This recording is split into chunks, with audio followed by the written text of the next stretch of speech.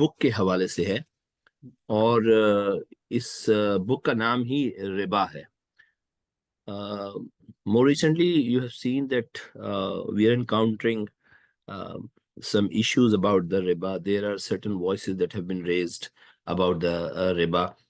And when you go through the history, there are severe consequences of having riba or contributing to riba in any way, whether you become the witness, whether you write a contract, whether you affirm a contract, or you capitalize your time, effort, energy on an issue that is directly related to riba. So they are very strict verses in the Quran.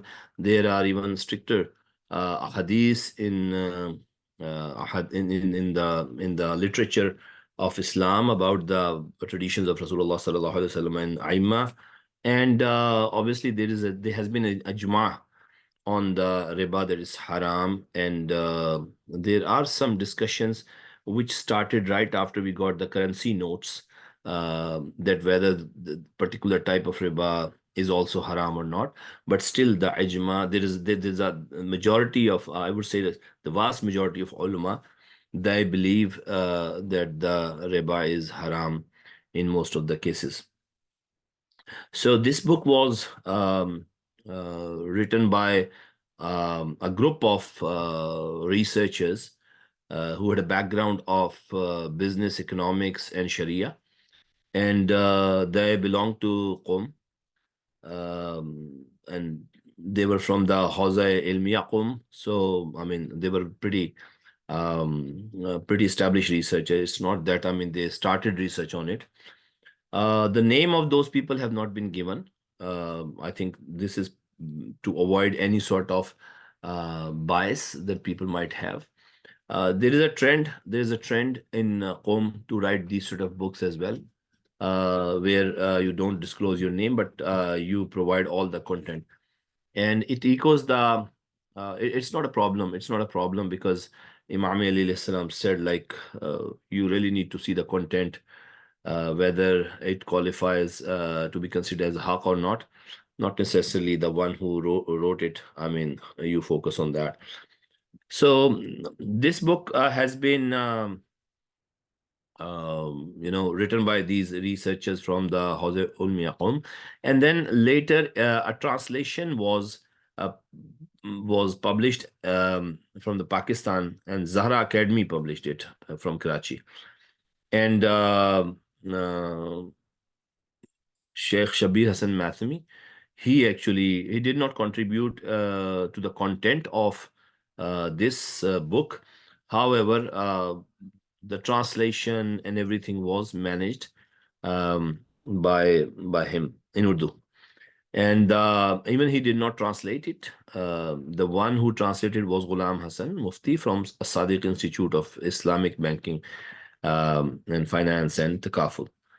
So this is the background of this particular book. Now, when you start reading this book is it provides you a bit of research background on several different topics. For example, starting with the preface, then the team of the researchers give some sort of a muqaddima or a note on why the topic is important and why this book provides enough information so that you could conclude and you could get some sort of a final opinion about the riba. And they also came up with several different arguments which highlighted that why research and the discussion on the riba is necessary. So further, they also shed light on the riba and the interest, and then they highlight some of the doubts that have been raised and the answers to those doubts. So this is the background, I mean, which is given. Right after that, they come up to the first chapter, which is the historical background of the riba. دیکھیے دو تین چیزیں بڑی important ہے. پہلے یہ چیز بھی understand کرنے کی ضرورت ہے کہ ربا اجماعی طور پر آج بھی حرام ہے، ربا، اور جس میں مارٹگیج شامل ہے. اور اگر سیستانی صاحب نے اجازت دی ہے بینک سے پیسہ لینے کی، تو وہ ربا کے طور پہ نہیں ہے. اس میں ربا کو وہ بھی حرام ہی کنسیڈر کرتے ہیں، کیونکہ وہ قرآن کی قطعی نص سے ہے اور احادیث کی قطعی نص سے. سیستانی صاحب اور دیگر ایسے کچھ علماء، زیادہ نہیں ہیں، کیونکہ متقدمین میں تو سبھی مارٹگیج کو حرام کنسیڈر کرتے تھے. ان میں بہت بڑے بڑے لوگ گزرے ہیں اور تمام ہی حرام قرار دیتے. سیستانی صاحب نے بھی اس کو کنٹینیو کیا ہے، اور دیگر جو خامنائی صاحب وغیرہ، انہوں کے نزدیک بھی ربا حرام ہے. ہاؤ ایور، وہ بینک سے پیسے لینے کو، کافر بینک سے پیسے لینے کو، یہ نہیں ہے کہ مارٹگیج کے طور پہ اگر آپ ان سے پیسے یا سود لے رہے ہیں تو آپ کہیں کہ وہ حلال. ایسا نہیں، یہ مت ہے. ان کا ویو یہ ہے کہ کسی بینک سے مال مجہول کا مطلب یہ ہوتا ہے کہ جب لوگ اپنے ڈپازٹ دیتے ہیں تو پیسہ آپس میں مل جاتا ہے. اگر میں $100 بینک سے کہوں کہ مجھے دے دو، تو بینک یہ آئیڈینٹیفائی نہیں کر سکتا کہ اب پیسہ کس کا ہے. تو آپ جاہل ہوتے ہیں اس بارے میں کہ جس کا پیسہ لے رہے ہوتے ہیں وہ کس کا پیسہ لے رہے ہیں. کسی شخص کا پیسہ نہیں لے رہے ہیں، ایک آرگنائزیشن ہے جس میں پیسہ مل گیا ہے اور اب آپ پیسہ لے رہے ہیں اس سے، تو وہ مال مجہول کہلاتا ہے. تو سیستانی صاحب کا ویو بھی یہی تھا کہ مال مجہول آپ بینک سے صرف اس نیت سے لیں گے کہ میں صرف پیسہ لے رہا ہوں، اور بس دیٹس آل، فل اسٹاپ. تو ان سے جب پوچھا گیا کہ ہم جو ہیں وہ بعد میں جو انسٹالمنٹس دیتے ہیں منتھلی یا فورٹ نائٹلی یا ویکلی بیسس پہ، تو پھر وہ کیا ہے؟ تو انہوں نے کہا کہ وہ اس لیے ہم دیتے ہیں کہ اگر وہ نہیں دیں گے تو ہماری جان مال عزت آبرو کو خطرہ آ جائے گا، جس کی وجہ سے ہم مجبور ہو کے دیتے ہیں. تو ظاہر ہے اس پہ کچھ کریٹیکل لٹریچر بھی ہے بہت زیادہ.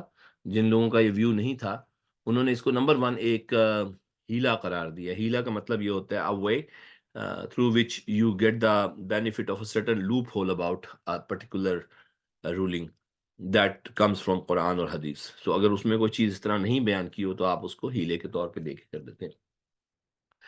تو ان کے اوپر ظاہر پہ کرٹیسزم بھی آیا کہ یہ کیسی چیز ہے کہ جس میں آپ سائن بھی کر رہے ہیں، اس کو انڈرسٹینڈ بھی کر رہے ہیں، اس کے اوپر جو ہے وہ پورے ڈاکومنٹ کو جو اچھی طریقے سے سمجھ بھی رہے ہیں، آپ کو پتہ بھی ہے کہ آپ ربات کر رہے ہیں، اور پھر بھی آپ سائن کرنے کے بعد آپ مینٹلی تیار بھی ہیں.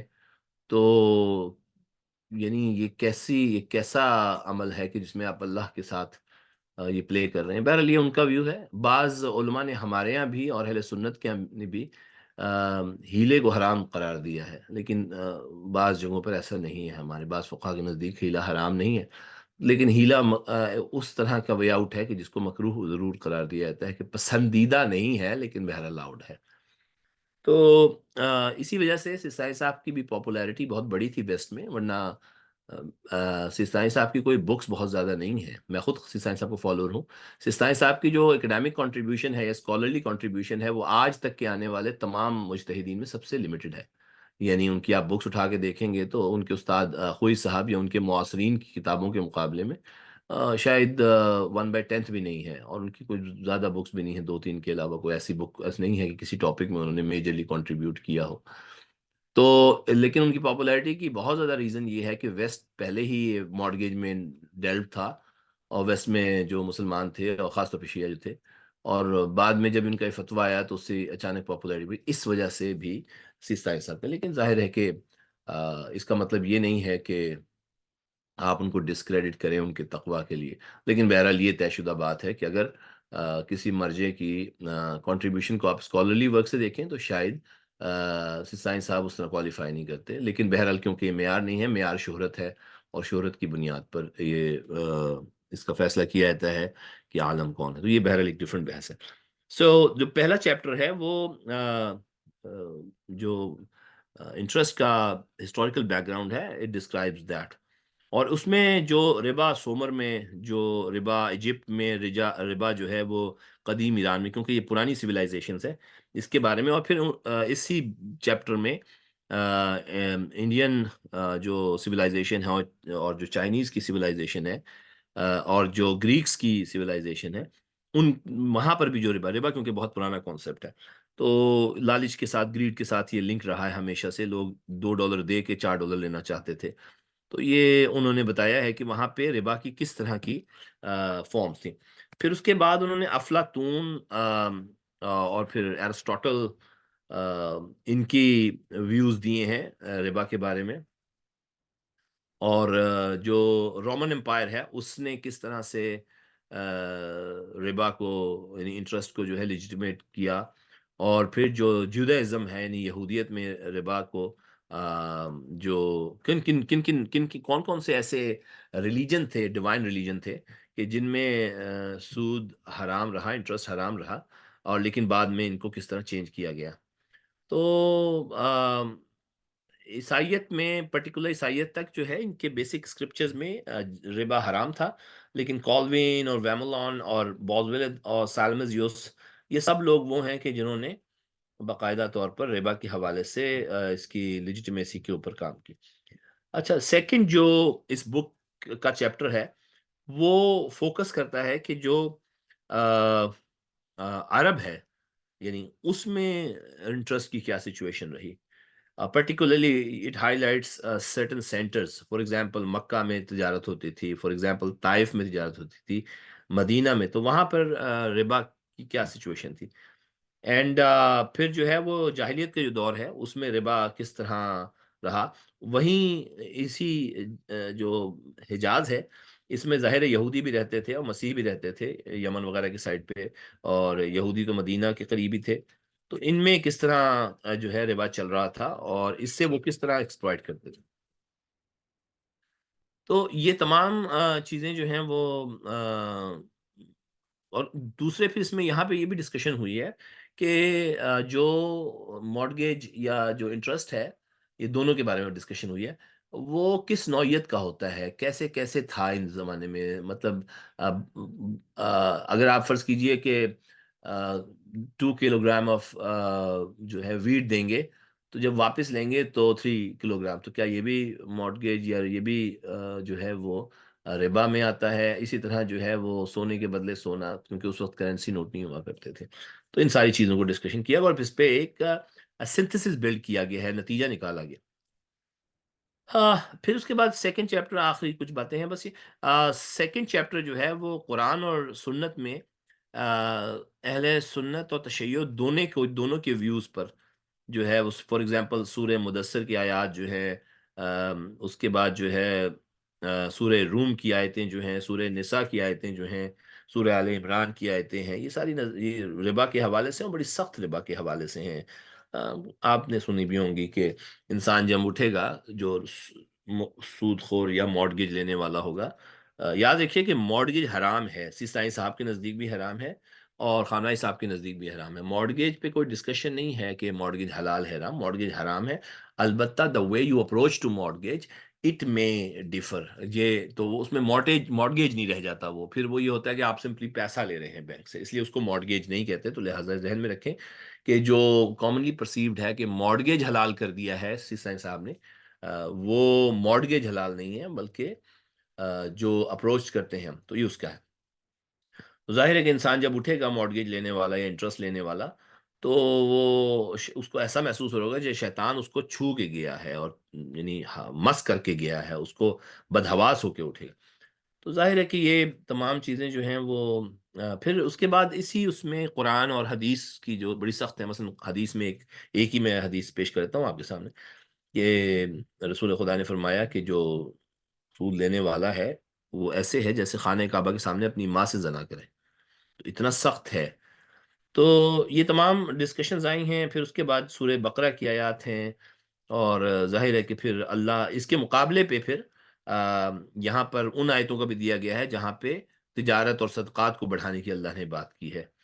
تو ظاہر ہے کہ یہ تمام چیزیں ہیں. اور اس میں جو ہے وہ پھر اس کی تفسیر، اور اس کی تفسیر سنی اور شیعہ لٹریچر کے حوالے سے دی گئی ہے. تو جب یہ سارا ڈسکشن میں آ جاتی ہے تو سود خوری جو یعنی جو انٹرسٹ ہے اور جو مارٹگیج ہے، یہ رینک کیا گیا ہے، ریٹ کیا گیا ہے یہ گناہوں میں. تو یہ پتہ چلتا ہے کہ پہلے 5 بڑے گناہوں میں ہے، قتل ہے، ماں باپ کی نافرمانی ہے، اور یہ سود اس کا حصہ ہے. سود جو ہے یعنی یہ ہے. پھر ظاہر ہے کہ اس میں نیکسٹ جو ہے وہ بہت ساری حدیث بھی ہیں، جیسے کہ مارگیج کو وٹنس کرنے والا، مارگیج کو لکھنے والا، مارگیج کو جو ہے وہ سپورٹ کرنے والا، مارگیج کو اپنا ٹائم انویسٹ کرنے والا، اس ساروں کو، اس سارے کام کو حرام قرار دیا گیا ہے. تو یہ اس کے بارے میں. تھرڈ جو چیپٹر ہے پھر اس کے بعد، اور سود کے حرام ہونے کی جو علت ہے یعنی ریزن ہے، اس پر پھر تفصیل سے بحث کی گئی اور سنتھسس بلڈ کیا گیا ہے کہ کیا وجہ ہے کہ سود اور مارگیج دونوں حرام. پھر اس کے بعد جو ربا یا سود ہے اس کی اقسام کے بارے میں بات کی گئی ہے.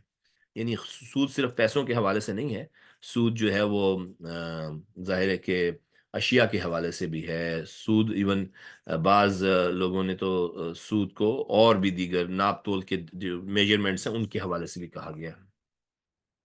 یہ پورا چیپٹر جو ہے اس میں سارے جتنے اسکول آف تھاٹس ہیں، کیونکہ یہ ریلیٹڈ ہے فقہ سے، تو اس میں چاروں اسکول آف تھاٹس اہل سنت کے اور امام جعفر صادق کے حوالے سے یہ پورا دیا گیا ہے. اس میں بعض شیعہ فقہا کا جنہوں نے بہت کمال کام کیا، مثلا آیت اللہ شہید مطہری کا اقتصادیات میں بہت ہی کمال کام ہے، آیت اللہ ناصر مکارم شیرازی، انہوں نے. اچھا اب ذہن میں رکھیں کہ شیعوں میں ریلیٹیولی کم لوگ ہیں کہ جنہوں نے اکنامکس کے ہوا ذیل میں ان کا لینس اتنا تھا کہ انہوں نے اس پر کام کیا. تو یہ دو لوگ بہت زبردست ہیں.